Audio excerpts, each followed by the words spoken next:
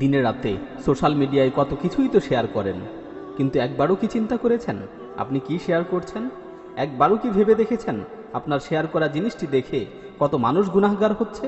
মনে রাখবেন, আপনার শেয়ার করা হারাম জিনিসটির মাধ্যমে যত মানুষ গুনাহ করবে, আপনার শেয়ার করা হারাম জিনিসটি যত মানুষ ডাউনলোড করবে, যত মানুষ শেয়ার করবে, যত মানুষ শুনবে ও দেখবে, তাদের সকলের সমপরিমাণ গুনাহ আপনার আমল নামাতেও লিপিবদ্ধ হবে।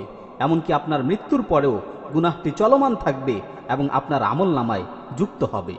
রাসূল সাল্লাল্লাহু আলাইহি ওয়াসাল্লাম বলেন, কোনো ব্যক্তি যদি কাউকে গুনার দিকে আহ্বান করে আর ওই ব্যক্তি যদি তার ডাকে সাড়া দিয়ে সেই গুনার কাজটি করে, তাহলে আহ্বানকারী ব্যক্তি গুনাহকারীর সমপরিমাণ গুনার অধিকারী হবে।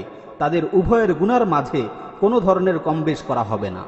কোনো কিছু শেয়ার করার আগে একটু ভালো করে চিন্তা করি, কোনো কিছু শেয়ার করার আগে একটু ভালো করে ভেবে দেখি আমি কি শেয়ার করছি।